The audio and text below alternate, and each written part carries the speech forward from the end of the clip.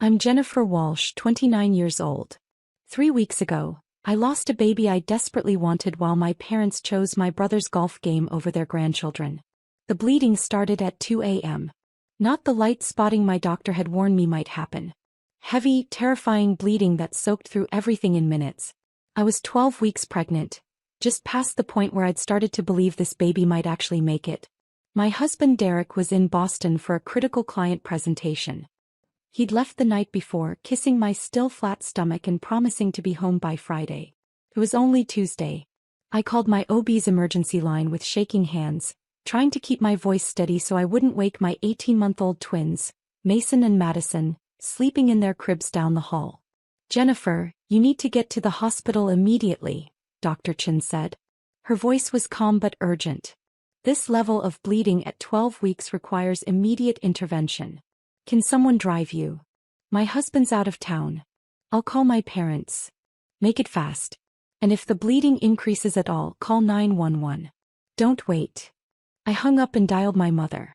It rang 6 times before she answered, her voice thick with sleep. "Jennifer?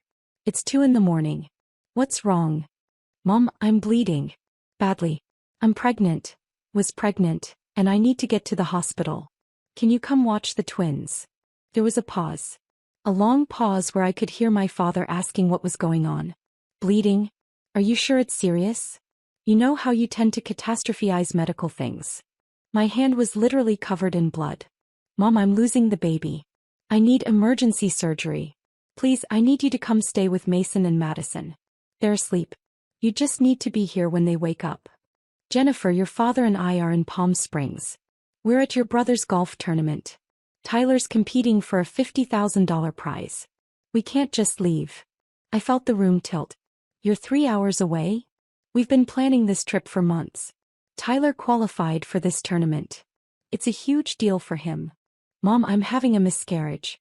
I need emergency surgery." "Are you absolutely sure? Sometimes pregnancy bleeding is normal. Remember when you thought you had appendicitis and it was just gas?" I looked down at my blood-soaked pajamas. At the puddle forming on the bathroom floor. "This is not gas, Mom." My father's voice came on the line. "Honey, we paid $2,000 for this tournament weekend. The hotel, the tickets, everything. Can't you call Derek's parents?" "Derek's parents are in Florida. It would take them 8 hours to fly here." "Well, surely you have friends. Or hire a babysitter. This is exactly why people have backup plans." "I didn't plan to have a miscarriage at 2 a.m. "You're always so dramatic about everything," Mom said, taking the phone back. "I'm sure it's not as bad as you think. Just lie down with your feet elevated. If it's still bad in the morning, go to urgent care." The bleeding was getting heavier. I could feel it. "I can't wait until morning. I could bleed out." "Jennifer, don't be ridiculous. You're not going to bleed out from a miscarriage. Women have them all the time."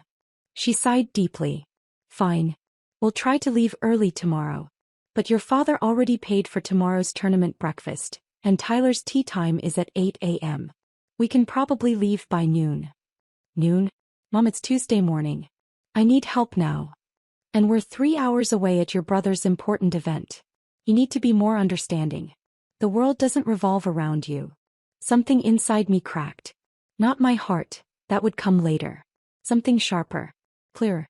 "You're right," I said quietly. "It doesn't revolve around me. It never has." I hung up. The bleeding intensified. I called 911. The paramedics arrived in 8 minutes. 2 women, both probably in their 30s, calm and efficient. "How far along?" the first one asked as she helped me onto the gurney. 12 weeks. Heavy bleeding for about 20 minutes now. "Any cramping?" "Yes. Getting worse." "Hey. We're going to get you to County General. They have an excellent OB emergency team." She looked around my bedroom. "Is anyone here with you?" "My twins. 18 months old. They're asleep in the nursery." "Is someone coming to watch them?" I felt the tears start. "No. My husband's in Boston. My parents are in Palm Springs and won't leave my brother's golf tournament." The second paramedic's face hardened. "They won't leave a golf tournament for their daughter's medical emergency?" "Apparently not. Do you have anyone else we can call?" I thought frantically. My best friend Emma was in Japan for work. Derek's brother lived in Seattle. My neighbor Mrs. Patterson was 78 and couldn't handle twin toddlers. Then I remembered the card Derek's mom had given me 6 months ago. Emergency childcare solutions. When crisis strikes, we're there. There's a service, I said. Emergency childcare. I have the number in my phone. The first paramedic helped me dial while the second one started in 4. A woman answered on the second ring. Emergency childcare solutions. This is Patricia. I need help. My voice broke. I'm being transported to the hospital. Miscarriage. I have 18-month-old twins sleeping in their cribs. I need someone here before they wake up. Someone who knows what they're doing. Where are you located? I gave her my address. We can have 2 specialists there in 25 minutes. Twins require 2 caregivers for optimal safety. Our emergency rate is $60 per hour per caregiver with a 6-hour minimum. Fine. Whatever. Please just get here. Jennifer, I need you to breathe. We're sending Rosa and Michelle. They're both pediatric nurses with twin experience. They'll take care of your babies like they're their own. You focus on yourself right now. Thank you, I whispered. Thank you so much. As they loaded me into the ambulance, I did something I'd been doing every month for 6 years. Something I'd kept secret because I thought it made me a good daughter. I opened my banking app with trembling, blood-stained fingers. There was the automatic transfer I'd set up when I was 23 years old and got my first real job out of college. $3,200. Transferred on the 15th of every month to my parents' account. It started when Dad's business had a temporary setback. When Mom mentioned they might lose the house. When my brother was still in college and needed help with tuition. Just for a few months, Dad had said. Just until things stabilize. 6 years later, Dad's business had stabilized enough for golf tournaments and Palm Springs weekends. Mom had stabilized enough for spa days and shopping trips. Tyler had graduated and gotten a 6-figure job but somehow never helped with their bills. And I kept sending money because no one ever told me to stop. Because I thought that's what good daughters did. $3,200 a month. 12 months a year. 6 years. $230,400. Nearly $250,000 to parents who couldn't drive 3 hours to help me during a miscarriage. I canceled the automatic transfer. Then I set up a new one.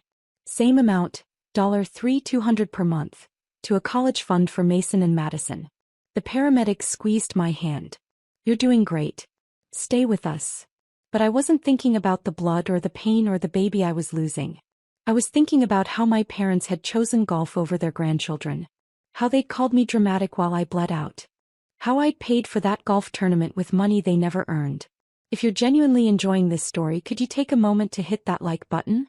It really helps me continue creating these stories. The ER was chaos and urgency. Dr. Chin met me there already in scrubs. Jennifer, we need to do an emergency DNC. You're hemorrhaging. We need to stop the bleeding before you go into shock. The baby. Her face was gentle. I'm so sorry. There's no heartbeat. Your body is trying to miscarry but tissue is retained. That's causing the hemorrhage. I'd known. Deep down I'd known when the bleeding started. But hearing it made it real. Okay, I whispered. Do what you need to do. We'll put you under general anesthesia. The procedure takes about 20 minutes. You'll wake up in recovery. Bye twins. I need to call. We'll make sure you have a phone as soon as you're awake. But right now we need to move fast. As they wheeled me toward the OR, my phone rang. Dirk. Babe, I got your voicemail. Oh my God. I'm at the airport. I'll be there in 4 hours. The twins. I called my mom. She's already on a plane. She'll land in 6 hours. She's got Rosa and Michelle's contact info. She'll coordinate everything. Your mom is flying here from Florida? Of course she is. Your family. That's what family does. His voice cracked. I'm so sorry I'm not there. I'm so sorry. It's not your fault. Did your parents? They're at Tyler's golf tournament. They can't leave.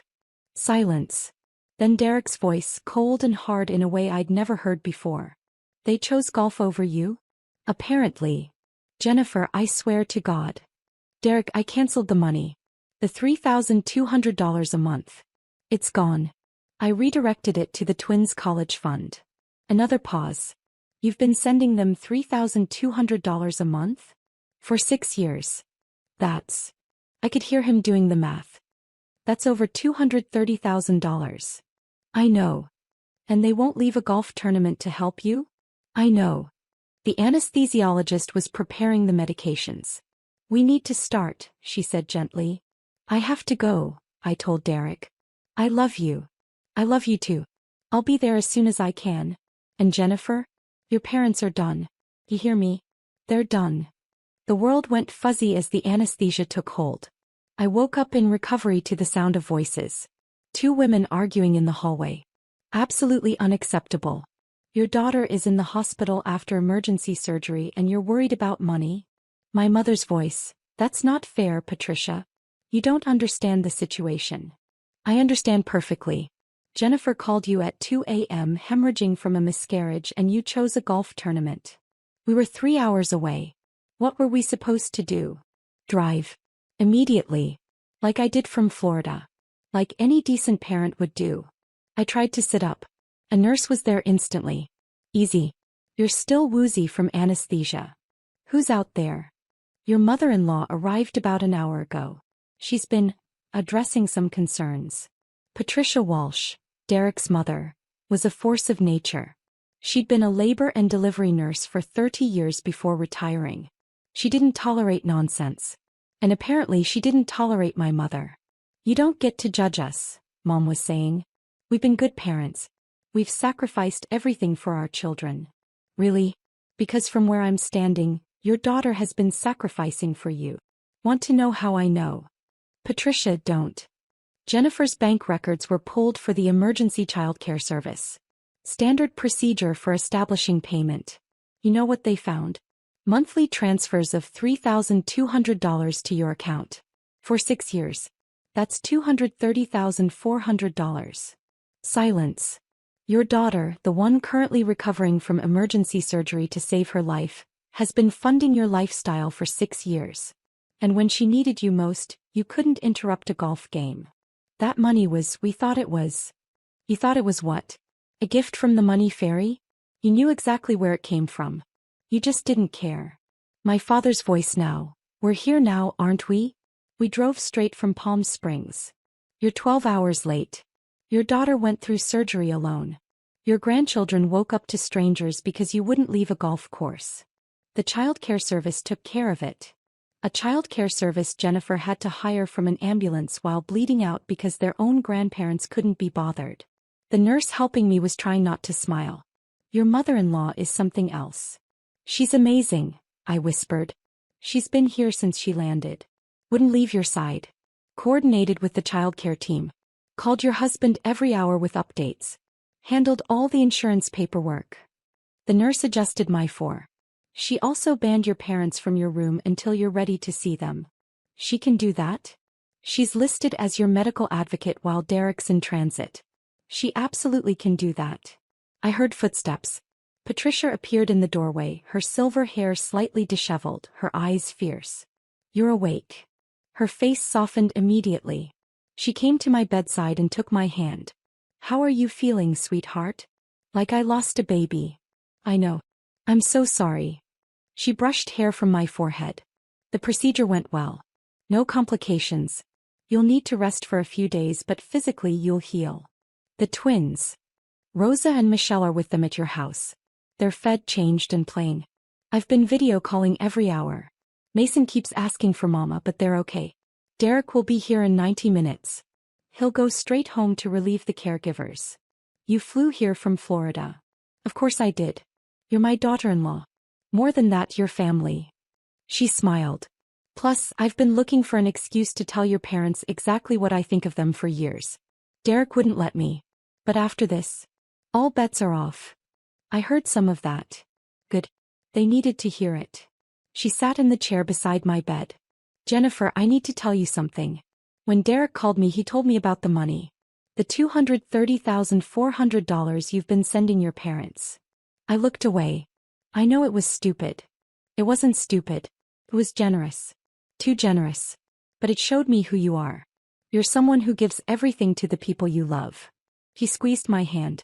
But sweetheart, you've been giving to people who don't deserve it. Who don't value it. who take and never give back. They're my parents. They're users. And I say that as someone who raised a son to value family above everything. But family is supposed to be reciprocal. You give, they give. You show up, they show up. That's not what's happening here. The door opened. Derek burst in, still in his suit from the presentation, his face drawn and pale. Jen. He crossed to me in 3 strides, wrapping his arms around me carefully. Oh God, I'm so sorry. I'm so sorry I wasn't here. You're here now. He pulled back, touching my face like he needed to confirm I was real. Mom filled me in. The surgery went well. You're okay. Physically. The baby. I know. His eyes filled with tears. I know. We'll grieve together. But right now I'm just grateful you're alive. Patricia stood. I'll give you two some privacy. Derek, I'm going to your house to relieve Rosa and Michelle. You stay here as long as Jennifer needs.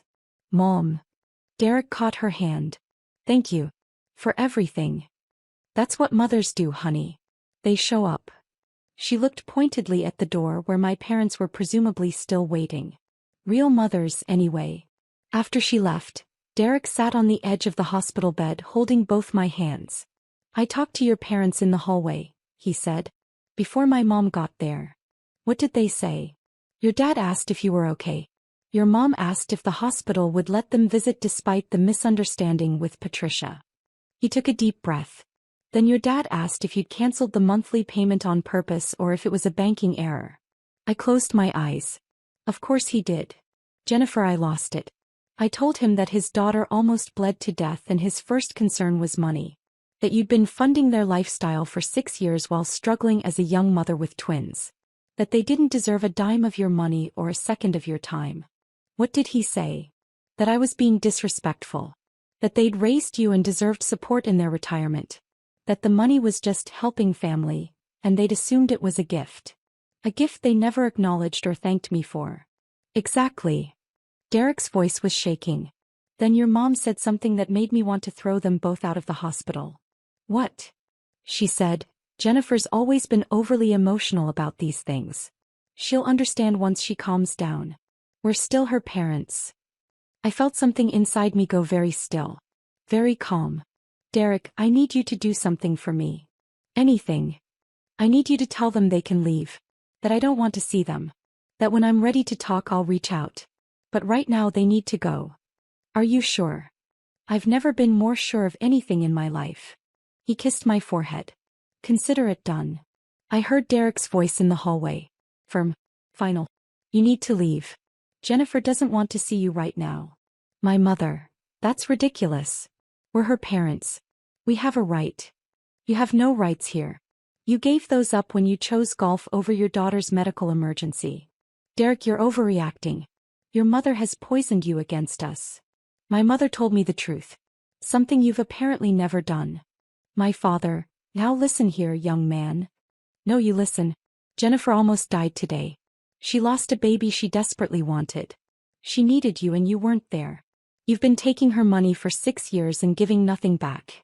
That ends now. That money was a gift. A gift you never thanked her for. A gift you treated like an entitlement. A gift that's now going to your grandchildren's college fund instead. Silence. Then my mother's voice, cold. She's going to regret this. Family is forever. She can't just cut us out. Watch her, Derek said. Now leave before I have security escort you out. I heard footsteps retreating. Then Derek was back, his face flushed with anger. They're gone. Thank you. Jen, I need to say something. I knew you were sending them money. Not how much, but I knew. And I should have questioned it. I should have asked why. I should have protected you from them. You didn't know. I should have. I should have seen the pattern. The way they always called you dramatic. The way they dismissed your needs. The way they used you. Derek. I'm serious. I'm your husband. I'm supposed to protect you from people who hurt you, even if those people are your parents. Especially if those people are your parents. I pulled him down to me. You're protecting me now. That's what matters. We held each other while I cried.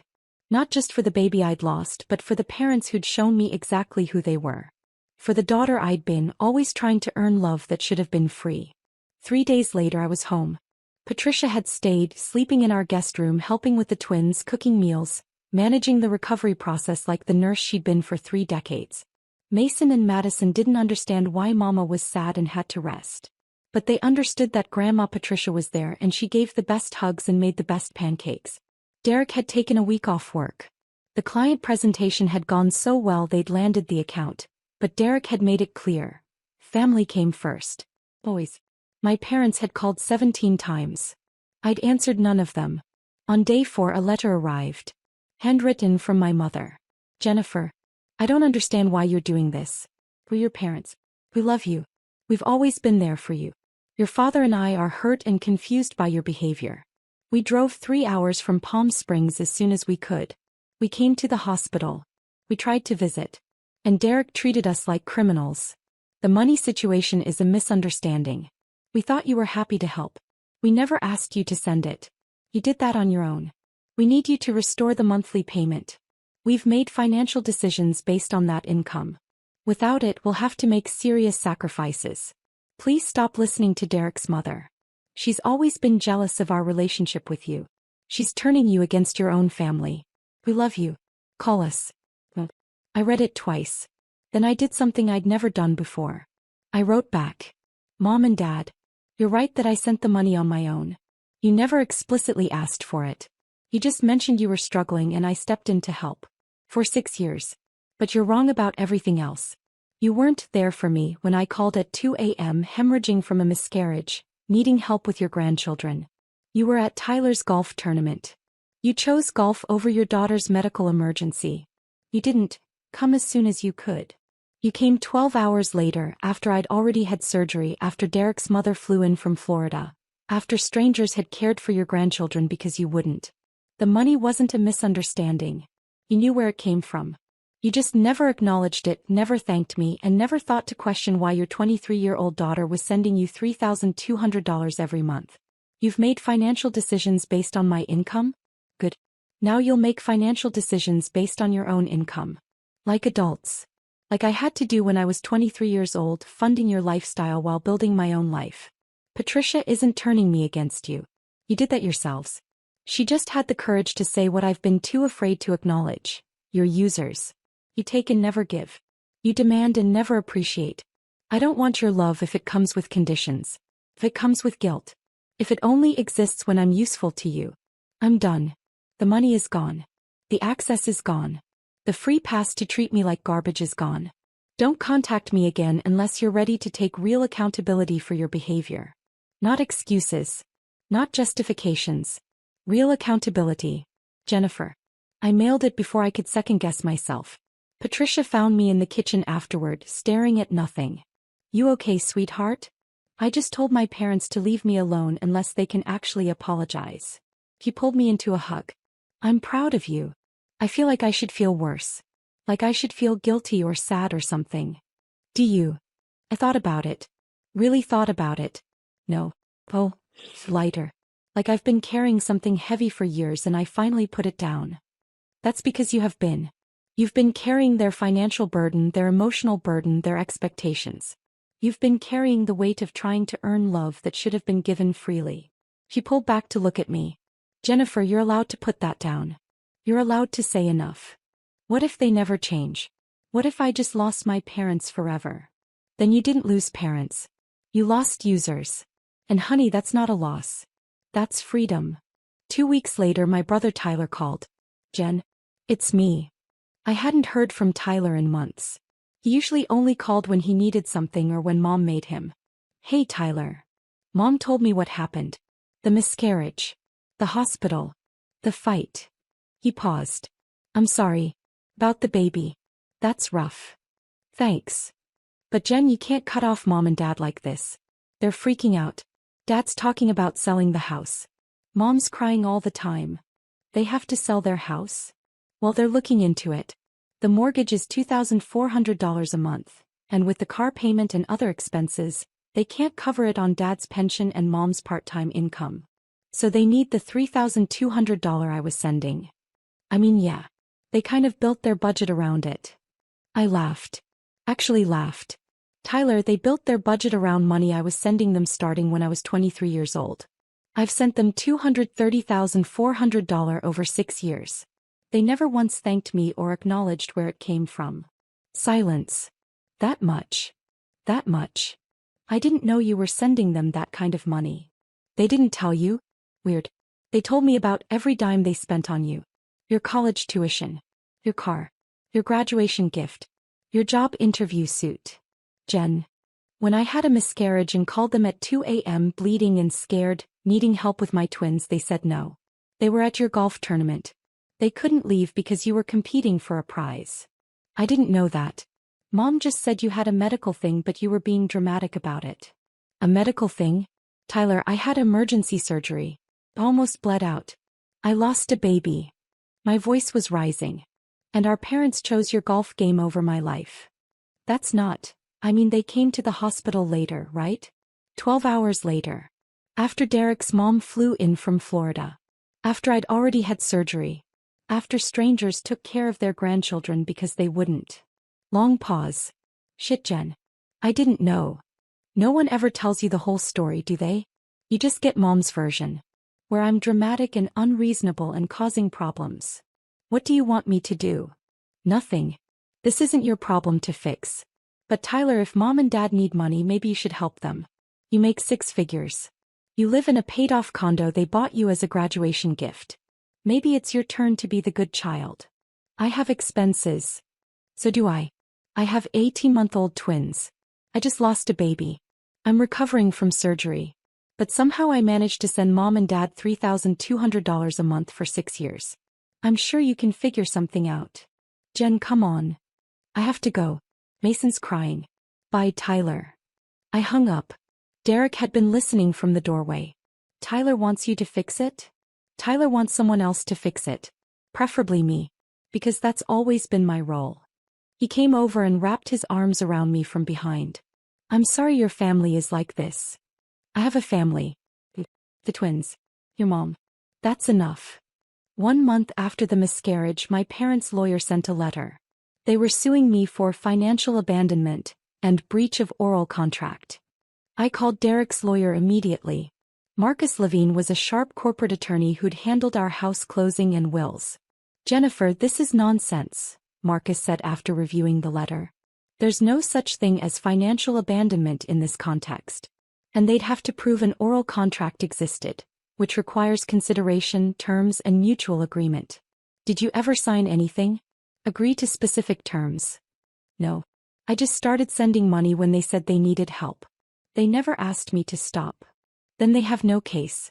But they're clearly trying to intimidate you into resuming payments. What do I do? We send a response. We outline the facts. You voluntarily provided financial assistance with no contractual obligation. You ceased that assistance at your discretion. You owe them nothing legally or morally. He paused. Jennifer, if you want, we can go further. We can countersue for emotional distress based on their refusal to help during your medical emergency. Would that work? Probably not. But it would send a message that you're not backing down. Do it. Marcus drafted a response so comprehensive, so devastating in its documentation of my parents' behavior, that their lawyer withdrew the suit within a week. But the letter accomplished something else. It laid out in legal language every terrible thing my parents had done. Asterisk refused emergency assistance to their daughter during life-threatening medical crisis. Asterisk abandoned care responsibilities for their grandchildren. Asterisk accepted $230,400 over 6 years without acknowledgement or gratitude. Asterisk demanded continued payments despite daughter's medical trauma and financial needs. Asterisk attempted legal intimidation when free money stopped. My parents' lawyer had called Marcus personally. My clients didn't tell me the full story. I wouldn't have taken this case if I'd known. Please convey my apologies to Ms. Walsh. 3 months after the miscarriage, Derek and I went to therapy. We needed help processing the loss, the family betrayal, all of it. Our therapist, Dr. Reeves, listened to the whole story over 2 sessions. Jennifer, I want you to do an exercise, she said. I want you to list everything you've given your parents over the years. Not just money. Everything. I thought about it. Then I started listing. Money. $230,400 total. Time. Hours and hours helping them move, organizing their garage, managing their medical appointments. Emotional labor. Always being available when they needed to vent or needed advice. Grandchildren. Mason and Madison, who they've seen maybe 20 times in 18 months. Forgiveness. For missed birthdays, forgotten holidays, constant criticism. Free passes. For calling me dramatic, for dismissing my needs, for favoring Tyler. Now list what they've given you in the past 6 years. I sat in silence. Jennifer? What have they given you? Criticism. Disappointment. Guilt. Anything positive? I thought harder. They came to the twins' birth. They stayed for 2 hours. They came to my college graduation. They gave me a card with $50. In 6 years, during which you gave them nearly $250,000 and countless hours of labor and emotional support, they gave you $50 in brief appearances at major life events. Seeing it laid out like that broke something open in me. I've been in a one-way relationship with my parents my entire adult life. Yes, Dr. Reeves said gently. And probably before that too. You just didn't have the perspective to see it. Why did I keep giving? Because you were hoping that eventually if you gave enough they'd give back.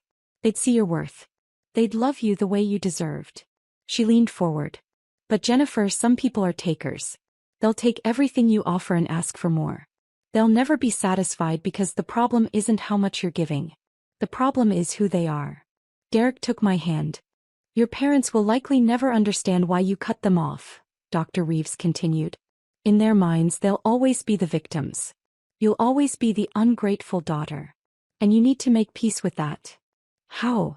By accepting that their opinion of you doesn't define your worth. By building a life with people who actually value you. By letting go of the fantasy of who you wish they were and accepting who they actually are. 6 months after the miscarriage, I got pregnant again. We didn't tell anyone for weeks. We were terrified. Every twinge, every moment of discomfort sent me into panic. But at 20 weeks we had the anatomy scan. Healthy baby girl. Strong heartbeat. Everything perfect. Patricia cried when we told her. I'm going to be a grandmother again. A real grandmother this time. You're already a real grandmother, Derek said. Mason and Madison love you. I know. But this one I'll get to know from the beginning. She hugged me carefully. Jennifer, I'm so happy for you both. We're not telling my parents, I said. I need you to know that. When the baby comes they won't know. They won't be invited to meet her. I understand. And I support you completely. At 32 weeks I got an email from my mother. The first contact in 6 months. Jennifer, your cousin Amanda told me she saw you at the grocery store. She said you're pregnant. Very pregnant. I can't believe you didn't tell us. We're going to be grandparents again and we had to hear it from a cousin? This is cruel. Whatever you think we did wrong, we don't deserve this. We deserve to know our grandchildren. We'll be at the hospital when you deliver. We have a right to meet our granddaughter. I didn't respond. Instead, I called the hospital and put them on a no-access list. The staff assured me that without being on my approved visitor list, they wouldn't even be told I was there. At 38 weeks, I went into labor. Patricia drove me to the hospital while Derek stayed with the twins. Elena Rose Walsh was born at 3:47 a.m. Perfect. Healthy. Beautiful. Patricia was in the delivery room cutting the cord, crying happy tears. She's gorgeous, Patricia whispered. Absolutely perfect. My parents showed up at the hospital 6 hours later. I know because security called my room. Ms. Walsh, there are 2 people here claiming to be your parents. They're demanding to see you and the baby. They're not on your approved list. Don't let them up. I don't want to see them. Understood. We'll handle it. 20 minutes later, Patricia's phone rang. My mother's number. Don't answer it, I said. I'm not. But Jennifer, they're going to escalate. He was right. Over the next 2 days in the hospital, my parents tried everything. Asterisk called the hospital repeatedly claiming emergency. Asterisk showed up at visiting hours claiming they had permission. Asterisk called Derek's phone over and over. Asterisk sent Tyler to check on me. Asterisk had my aunt call saying it was cruel to keep grandparents away. We ignored all of it. When we came home there were flowers on the doorstep. A card. Congratulations on our new granddaughter. We can't wait to meet her. Love, Grandma and Grandpa. Derek threw them in the trash. They don't get to do this, he said. They don't get to pretend everything's fine and claim a relationship with Elena that they haven't earned. 1 year after Elena was born on her first birthday, my parents sent a gift. A large box containing a silver baby brush and mirror set, expensive and engraved. To our precious granddaughter Elena. With love from Grandma and Grandpa. There was a note for me. Jennifer, we've given you space like you asked. It's been over a year. Surely that's enough time for you to calm down and see reason. We're sorry if we hurt you. We never meant to. We love you and we want to be part of our grandchildren's lives. Can we please start over? Mom and Dad. I read it 3 times. Looking for real accountability. For understanding of what they'd actually done wrong. All I found was sorry if we hurt you, the classic non-apology. And the implication that I was the problem, the one who needed to calm down and see reason. I packed the gift back up and mailed it back with a note. Mom and Dad. Sorry if we hurt you, isn't an apology. It's a dismissal. Real accountability would sound like, we're sorry we refused to help during your medical emergency. We were wrong to prioritize a golf tournament over your life. We were wrong to take your money for 6 years without acknowledgement. We understand why you set boundaries and we respect them. Until you can offer real accountability, we have nothing to discuss. Don't send gifts for children you haven't met and don't have a relationship with. Don't pretend everything's fine. Don't ask me to start over when you haven't addressed what went wrong in the first place. If you ever want a real relationship with me or my children, it starts with honesty. With taking responsibility. With understanding that you damaged our relationship and it's your job to repair it, not mine. Jennifer. I never heard back. 2 years after cutting off my parents, I ran into my mother at Target. The same store where I'd bought Elena's first birthday outfit. She looked older. Tired. She was pushing a cart with generic brands. A far cry from the name brands she used to insist on. Jennifer. She stopped. Her eyes went to Elena in my cart, now 2 years old. Then to the twins who were 4 and holding onto the cart sides. Mom. They're so big. I can't believe how big they are. Kids grow. That's what they do. Elena looks like you did at that age. So I've heard. We stood there in awkward silence. Jennifer, can we talk? Please. About what? About fixing this. About being a family again. We were never a family, Mom. We were a one-way relationship where I gave everything and you took it. That's not fair. It's completely fair. I gave you $230,400. I gave you time, energy, emotional labor. And when I needed you most, when I was bleeding, losing a baby, terrified and alone, you chose golf. She flinched. I've apologized for that. No, you haven't. You said, sorry if I hurt you. That's not an apology. That's a deflection. What do you want me to say? I want you to say, I was wrong. I chose a golf tournament over my daughter's medical emergency and it was unforgivable. I took your money for 6 years and never once thanked you or acknowledged your sacrifice. I treated you like an ATM and a burden instead of a daughter. I was a bad mother and I'm sorry. She looked stunned. That's cruel. That's honest. And if you can't be honest about what you did, we can't move forward. Jennifer, please. Your father and I are struggling. We had to downsize. We're living in a small condo now. We can barely afford. Stop. I held up my hand. Don't tell me about your financial struggles. I don't care. You made choices. You built a lifestyle on money that wasn't yours. You took advantage of your daughter's generosity. Now you live with the consequences. We're your parents. DNA doesn't make you parents. Showing up does. And you've never shown up for me. Not when it mattered. Mason tugged my sleeve. Mama, can we go? This lady is making you sad. My mother's eyes filled with tears. I'm not this lady. I'm your grandmother. No, I said firmly. You're not. Their grandmother is Patricia. She's the one who shows up. Who flies across the country when we need her. Who knows their favorite foods and their bedtime routines. You're just someone they don't know. I started pushing the cart away. Jennifer, wait. Please. I'm sorry. Really sorry. For all of it. I stopped. Turn back. Prove it. Get therapy. Figure out why you treat people this way. Do actual work on yourself. Then maybe in a year or two we can try a supervised visit. Maybe. A year or two? You had 6 years of my money and 18 months of my children's lives that you didn't bother to be part of.